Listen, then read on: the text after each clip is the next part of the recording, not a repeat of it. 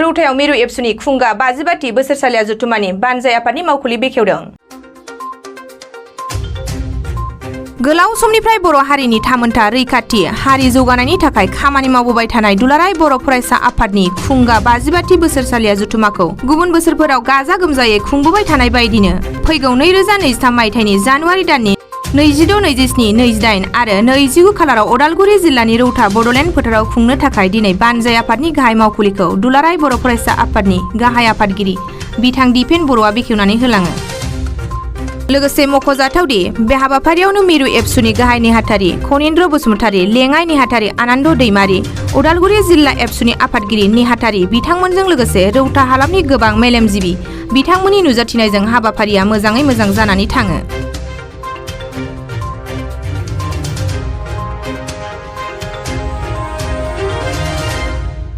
2023 26, 27, 28, 29 सानब्रै आरो बेयाव जिल्ला आफादनि सानसे थागोन, मिरु आफादनिया सानथाम थागोन आरो बेखौ जों टेन्टेटिभलि दायो थिग खालामनानै लादों। जेबो जुदि बेबायदि थासारि फैयाब्ला बे तारिखआनो फिक्स थागोन आरो बेखौ लानानै जों हाबाफारि मावलांगोन।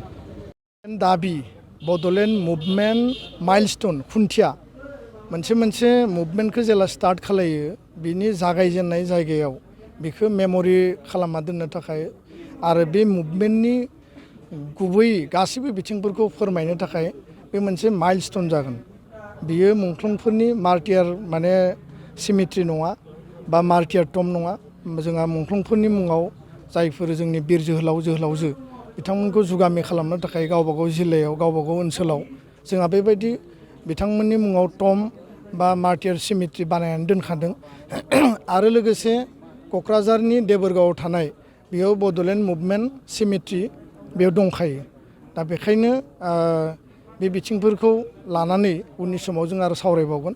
नाथाय रौतायाव जि जागोन बे जाबाय मुभमेन्टनि मोनसे खुन्थिया माइलस्टोन।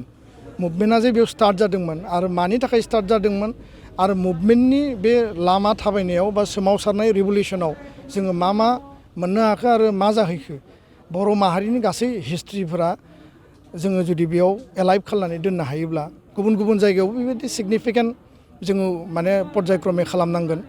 रिसेन्टलि बड'फानि माने फबनाय जायगा थुलुंगापुरियाव आसाम सरकारनिफ्राय मोनसे बाजेट सेंसन खालामदों आरो बेजों माखासे जोङो जुगामि खालामनो हानाय माखासे आपडेट राजघाटखौ जेरैबायदि खालामदों बा बिश्वनि गुबुन गुबुन जायफोर माने बिर जोहोलाव जोहोलावजो गेदेमा सुबुंफोरखौ जेरैबायदि खालामदों बेबायदि लेभेलनि जोङो जौगाहोनायनि मोनसे प्लेनिं दङ आरो बे जाबाय मुभमेन्टनि माइलस्टोन आरो मुंख्लंफोरनि जि माने सिमेट्रि बा मार्टियार टम बे मोनसे आलादा आरो बिनि थाखाय जोंहा आलादा एजेन्डा थागोन।